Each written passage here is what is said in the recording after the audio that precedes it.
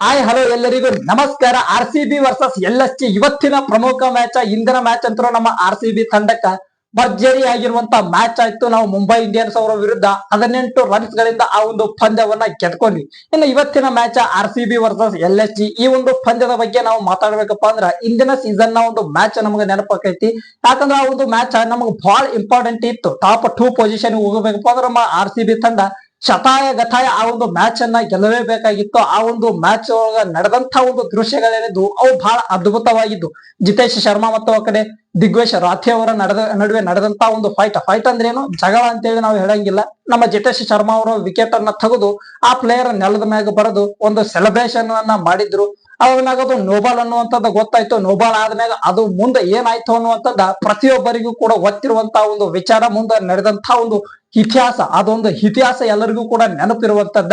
ಆ ಒಂದು ದಿಗ್ವೇಶ್ ರಾಥೆ ಅವರು ನೋಬಾಲ್ ಹಾಕಿದ ಮ್ಯಾಗ ಆ ಒಂದು ಮ್ಯಾಚ್ ಪೂರ್ತಿ ಮುಗಿಯೋ ಮಟನೂ ಕೂಡ ನಮ್ಮ ಜಿತೇಶ್ ಶರ್ಮಾ ಅವರು ಅದ್ಭುತವಾಗಿ ಬ್ಯಾಟಿಂಗ್ ಅನ್ನ ಆಡಿ ಆ ಒಂದು ಮ್ಯಾಚ್ ಅನ್ನ ಮುಗಿಸಿ ನಾವು ಟಾಪ್ 2 ಪೊಸಿಷನ್ ಗೆ ಹಿಂದಿನ ವರ್ಷ ಹೋಗಿದ್ವಿ. ಇನ್ನು ಈ ಒಂದು ಸೀಸನ್ ಬಗ್ಗೆ ಮಾತಾಡೋದಾಯ್ತಪ್ಪ ಅಂದ್ರ ಲಕ್ನೋ ಸೂಪರ್ ಜೈಂಟ್ಸ್ ತಂಡದ ಒಂದು ಬ್ಯಾಟಿಂಗ್ ಲೈನಪ್ ಈ ಒಂದು ಸೀಸನ್ ಒಳಗ ಆಟಕ್ಕುಂಟು ಲೆಕ್ಕಕ್ಕಿಲ್ಲ ಅನ್ನೋ ರೀತಿ ಒಳಗ ಆಗೈತಿ. ಯಾಕಂದ್ರ ಇವ್ರ ಕಡೆಗೆ ಘಟಾನುಘಟಿ ಪ್ಲೇಯರ್ಸ್ ಗಳಿಲ್ಲ ಅಂತ ಹೇಳಿ ನಾವು ಹೇಳಂಗಿಲ್ಲ. ಯಾಕಂದ್ರ ಅಂತ ಒಂದು ಬ್ಯಾಟಿಂಗ್ ಲೈನಪ್ ಖತರ್ನಾಕ್ ಆಗಿರುವಂತಹ ಬ್ಯಾಟಿಂಗ್ ಲೈನಪ್ ಐತಿ. ಆದ್ರ ಇನ್ನೂ ಕೂಡ ಆ ಪ್ಲೇಯರ್ಸ್ ಗಳು ಸತತವಾಗಿ ರನ್ಸ್ ಗಳನ್ನ ಹೊಡೆಯಾಗತ್ತಿಲ್ಲ. ಆ ಒಂದು ಕನ್ಸಿಸ್ಟೆನ್ಸಿಯನ್ನ ಕಾಪಾಡ್ಕೊಳಗತ್ತಿಲ್ಲ. ಒಂದು ಮ್ಯಾಚ್ ಒಳಗ ಪಂತ್ ರನ್ಸ್ ಗಳನ್ನ ಹೊಡಿತಪ್ಪ ಅಂದ್ರೆ ಇನ್ನೊಂದು ಮ್ಯಾಚ್ ಒಳಗ ಪಂತ್ ವಿಕೆಟ್ ಆಗಿರ್ತಾನ, ಆ ಕಡೆ ಮಿಚೆಲ್ ಮಾರ್ಷ್ ರನ್ ಗಳನ್ನು ಹೊಡೆದಿರ್ತಾನ. ಇನ್ನೊಂದು ಮ್ಯಾಚ್ ಒಳಗ ಆ ಪ್ಲೇಯರ್ ವಿಕೆಟ್ ಆಗಿರ್ತೈತಿ, ಈ ಕಡೆ ಐಡನ್ ಮಾರ್ಕ್ರಮ್ ಕಡೆಯಿಂದ ಒಂದಿಷ್ಟು ರನ್ಸ್ ಗಳು ಬಂದಿರ್ತಾವ. ಆ ಕಡೆ ಘಟಾನುಘಟಿ ಪ್ಲೇಯರ್ ಅಂತ ಹೇಳಿ ಕರೆಸಿಕೊಳ್ಳುವಂತ ನಿಕೋಲಸ್ ಪುರಾಣ ಈ ಒಂದು ಪ್ಲೇಯರ್ ಮಿಡಲ್ ಆರ್ಡರ್ ಒಳಗೆ ಬಂತಪ್ಪ ಅಂದ್ರೆ ಅದು ಲಕ್ನೋ ಸೂಪರ್ ಜೈಂಟ್ಸ್ ಅವರಿಗೆ ಅದೊಂದು ಬಲನೇ ಬೇರೆ ರೀತಿ ಒಳಗ ಇರ್ತಿತ್ತು. ಆದ್ರೆ ಈ ಸೀಸನ್ ಒಳಗೆ ಏನೈತಿ ಆ ಒಂದು ಪ್ಲೇಯರ್ ಗೆ ಇನ್ನೂ ಕೂಡ ಬ್ಯಾಟಿಂಗ್ ಅನ್ನೋದು ಹತ್ತುವಲ್ದು. ಹಿಂದಿನ ಸೀಸನ್ ಒಳಗ ಆ ಪ್ಲೇಯರ್ ಬ್ಯಾಟಿಂಗ್ ಬಂತಪ್ಪ ಅಂದ್ರೆ ಅಪೋಸಿಟ್ ಬೌಲರ್ ನಡಗಬೇಕು, ಅಷ್ಟೊಂದು ಕೆಟ್ಟ ಬ್ಯಾಟಿಂಗ್ ಅನ್ನ ಆಡುವಂತಹ ಪ್ಲೇಯರ್, 6 4 ಹೊಡೆಯುವಂತಹ ಪ್ಲೇಯರ್. ಆದ್ರ ಪುರಾನ್ ಅವರಿಗೆ ಇನ್ನೂ ಕೂಡ ಬ್ಯಾಟಿಂಗ್ ಅತ್ತಾಗತ್ತಿಲ್ಲ. ಹಿಂಗಾಗಿ ಅವ್ರದೊಂದು ಬ್ಯಾಟಿಂಗ್ ಲೈನಪ್ ಏನೈತೆ ಇದು ಬಹಳ ವೀಕ್ ಆಗಿ ಈ ಒಂದು ಸೀಸನ್ ಒಳಗೆ ಇಲ್ಲಿ ಮಟ್ಟ ಅಂತೂ ಕಂಡ ಬಂದೈತಿ. ಮತ್ತೆ ಹೇಳಕ ಬರಂಗಿಲ್ಲ. ಹಿಂದಿನ ಸೀಸನ್ ಒಳಗೆ ಇದೇ ರೀತಿಯಾಗಿ ಸತತವಾಗಿ ಎಲ್ಲಾ ಮ್ಯಾಚ್ ಗಳನ್ನು ಕೂಡ ಸೋತ್ಕೊಂತ ಬಂದಿದ್ರು. ಲಾಸ್ಟ್ ಮ್ಯಾಚ್ ಒಳಗೆ ಬಂದು ರಿಷಬ್ ಪಂತ್ ಅವರು ಎಂದೂ ರನ್ಸ್ ಗಳನ್ನ ಹೊಡೆದೇ ಇರುವಂತ ಪ್ಲೇಯರ್ ಹಿಂದಿನ ಸೀಸನ್ ಒಳಗೆ ನಮ್ಮ RCB ವಿರುದ್ಧ ಬಂದು ಒಂದು ಸೆಂಚುರಿಯನ್ನ ಹೊಡೆದ್ರು. ಹೇಳಕ್ ಬರಂಗಿಲ್ಲ ಯಾವ ಸಮಯದೊಳಗೆ ಯಾವ ಪ್ಲೇಯರ್ ಕ್ಲಿಕ್ ಆಗ್ತೈತಿ ಅನ್ನುವಂಥದ್ದ. ಇನ್ನು ಇವರು ಬೌಲಿಂಗ್ ವಿಚಾರಕ್ಕೆ ಬರೋದಾಯ್ತಪ್ಪ ಅಂದ್ರ ಈ ದಿಗ್ವೇಶ್ ರಾಥೆ ಅವರಾಯ್ತು, ಮೊಹಮ್ಮದ್ ಶಮಿ, ಆವೇಶ್ ಖಾನ್ ಒಂದಿಷ್ಟು ಚಲೋ ಬೌಲರ್ಸ್ ಗಳು ಕೂಡ ಇವ್ರ ಕಡೆಗೆ ಅದಾರ. ಆದ್ರೆ ಅವ್ರಿಗೂ ಕೂಡ ಕನ್ಸಿಸ್ಟೆಂಟ್ ಆಗಿ ಈ ವಿಕೆಟ್ಸ್ ಗಳು ಸಿಗಕತ್ತಿಲ್ಲ. ಇನ್ನು ಬ್ಯಾಟಿಂಗ್ ಇವ್ರದೊಂದು ಮೇನ್ ವೀಕ್ನೆಸ್ ಅಂತ ಹೇಳಿ ಹೇಳ್ಬೇಕು. ಯಾಕಂದ್ರೆ 200 ರನ್ ಗಳನ್ನ ಹೊಡೆಯೋದಕ್ಕೂ ಕೂಡ ಈ ಒಂದು ಟೀಮ್ ಬಹಳ ತಿನಿಕೇಡಾಗತೈತಿ. ಹಿಂಗಾಗಿ ಇವರು ಸತತವಾಗಿ ಮ್ಯಾಚ್ ಗಳನ್ನ ಸೋತಾರ. ಆಡಿರುವಂತ 4 ಮ್ಯಾಚ್ ಒಳಗ ಕೇವಲ ಒಂದೇ ಒಂದು ಮ್ಯಾಚ್ ಅನ್ನ ಗೆದ್ಕೊಂಡಾರ, ಅದು ಸೋಲುವಂತ ಮ್ಯಾಚ್. ಆ ಕಡೆ ಮುಕುಲ್ ಚೌಧರಿ ಅನ್ನುವಂತಹ ಒಂದು ಪ್ಲೇಯರ್ ಹೊಸ ಹೀರೋ ಈ ಒಂದು ಟೀಮ್ ಒಳಗ ಉಟ್ಕೊಳ್ತು. ಆ ಒಂದು ಪ್ಲೇಯರ್ ಆ ಕಡೆ ಸನ್ ರೈಸರ್ಸ್ ಹೈದರಾಬಾದ್ ವಿರುದ್ಧ ಒಂದು ಅದ್ಭುತ ಇನ್ನಿಂಗ್ಸ್ ಅನ್ನ ಆಡಿ ಈ ಹೈದರಾಬಾದ್ ಅವರಿಗೆ ಈ ಒಂದು LSG ಅವರಿಗೆ ಈ ಒಂದು ಮ್ಯಾಚ್ ಅನ್ನ ಗೆಲ್ಲಿಸಿ ಕೊಟ್ರು. ಇಲ್ಲಿಗಪ್ಪ ಅಂದ್ರೆ ಅಷ್ಟಕ್ಕಷ್ಟು ಮ್ಯಾಚ್ ಹೋಗುವಂತದ್ದ. ಆ ಒಂದು ಮುಕುಲ್ ಚೌಧರಿ ಅದ್ಭುತವಾಗಿ ಬ್ಯಾಟಿಂಗ್ ಅನ್ನ ಆಡಿ ಆ ಒಂದು ಮ್ಯಾಚ್ ಅನ್ನ ಗೆಲ್ಲಿಸಿ ಕೊಟ್ರು. ಇನ್ನು ನಮ್ಮ RCB ತಂಡದ ಬಗ್ಗೆ ಮಾತಾಡೋದಾಯ್ತಪ್ಪ ಅಂದ್ರೆ ಈ ಸೀಸನ್ ಕೂಡ ಖತರ್ನಾಕ್ ಆಗಿರುವಂತ ಬ್ಯಾಟಿಂಗ್. ಹಿಂದಿನ ಮ್ಯಾಚ್ ಒಳಗೆ ಏನು ಬ್ಯಾಟಿಂಗ್ ರಜತ್ ಪಾಟೀದಾರ್ ಅವ್ರದ್ದು ಫಾಸ್ಟೆಸ್ಟ್ ಅರ್ಧ ಶತಕ ಆಗುವಂತದಿತ್ತು. 13 ಬಾಲ್ ಒಳಗ ಅರ್ಧ ಶತಕ ಹೊಡೆಯುವಂತವ್ರು ಇದ್ರು. ಆದ್ರೆ ಲಾಸ್ಟ್ 13ನೇ ಬಾಲ್ 6 ಹೊಡೆಯೋಬೇಕಂತೇಳಿ ಅವರು ಪ್ರಯತ್ನ ಮಾಡಿದ್ರು, ಅದು 6 ಹೋಗ್ಲಿಲ್ಲ. ಹಿಂಗಾಗಿ ಅದು ಫಾಸ್ಟೆಸ್ಟ್ ಅರ್ಧ ಶತಕ ಆಗ್ಲಿಲ್ಲ. ಇವತ್ತಲ್ಲ ನಾಳೆ ಈ ಒಂದು ರಭಸವಾಗಿ ಬ್ಯಾಟಿಂಗ್ ಆಡುವಂತ ರೀತಿಯನ್ನ ನೋಡ್ತಪ್ಪ ಅಂದ್ರೆ ರಜತ್ ಪಾಟೀದಾರ್ ಅವರು ಆ ಒಂದು ದಾಖಲೆಯನ್ನ ಮಾಡುವಂಗೆ ಕಾಣಾಗುತ್ತಾರೆ. ಯಾಕಂದ್ರೆ ಅಷ್ಟೊಂದು ಅದ್ಭುತವಾಗಿ ಪ್ರತಿ ಮ್ಯಾಚ್ ಒಳಗೂ ಕೂಡ ನಮ್ಮ ಕ್ಯಾಪ್ಟನ್ ಅವರು ಬ್ಯಾಟಿಂಗ್ ಅನ್ನ ಆಡಾಗತ್ತಾರ.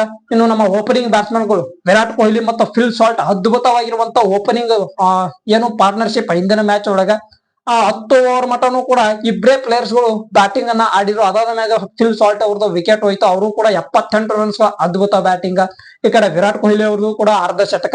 ಏನು ಪ್ರತಿಯೊಬ್ಬ ಬ್ಯಾಟರ್ ಈ ಕಡೆ ಸ್ಕ್ರೀಚ್ ಬಂದಿರೋ ಪ್ರತಿಯೊಬ್ಬ ಆಟಗಾರನು ಕೂಡ ಅರ್ಧ ಶತಕವನ್ನ ಕಂಪ್ಲೀಟ್ ಮಾಡ್ಕೊಂಡ ಆ ಕಡೆ ಅವ್ರಿಗೆ ಪೆವಿಲಿಯನ್ ಕಡೆಗೆ ಹೋಗೋ ರೀತಿ ಒಳಗೆ ಕಾಣಿಸಾಕತ್ತಾರ. ನಮ್ಮ RCB ತಂಡದ batting lineup next level batting lineup. ಮೊನ್ನೆ ರಾಜಸ್ಥಾನ್ ರಾಯಲ್ಸ್ ವಿರುದ್ಧ ಪಂದ್ಯವನ್ನ ಏನ್ ಆಡಿದ್ರು ಆ ಒಂದು ಮ್ಯಾಚ್ ಒಳಗೆ ಗೊತ್ತಾಯ್ತು ನಮ್ಗೆ ಹಂಗ ನಮ್ಮ RCB ತಂಡದ ಬ್ಯಾಟಿಂಗ್ ಡೆಪ್ತ್ ಐತಿ ಅನ್ನುವಂಥದ್ದ. ಯಾಕಂದ್ರೆ ನಮ್ಮ RCB ಅವರು ಒಂದು 10 ಓವರ್ ಒಳಗ ಒಂದು 5 ವಿಕೆಟ್ ಗಳನ್ನೇನೋ ಕಳ್ಕೊಂಡ್ಬಿಟ್ಟಿದ್ರು ಆ ಒಂದು ರಾಜಸ್ಥಾನ್ ರಾಯಲ್ಸ್ ವಿರುದ್ಧ ಆಡಿದಂತ ಒಂದು ಮ್ಯಾಚ್ ಒಳಗೆ. ಆದ್ರೂ ಕೂಡ 200 ರನ್ಸ್ ಗಳನ್ನ ನಮ್ಮ RCB ತಂಡದವರು ಅವತ್ತಿನ ಮ್ಯಾಚ್ ಒಳಗ ಹೊಡೆದ್ರು. ಅವತ್ತ ನಮಗೆ ಗೊತ್ತಾಯ್ತು ಎಷ್ಟು ಡೆಪ್ತ್ ಐತಿ ನಮ್ಮ RCB ತಂಡದ ಬ್ಯಾಟಿಂಗ್ ಲೈನಪ್. ಎಂತೆಂತ ಖತರ್ನಾಕ್ ಆಗಿರುವಂತ ಡೇಂಜರ್ ಬ್ಯಾಟ್ಸ್ಮನ್ ಗಳು ನಮ್ ಕಡೆಗೆ ಅದಾರ ಅನ್ನುವಂಥದ್ದು ಗೊತ್ತಾಯ್ತು.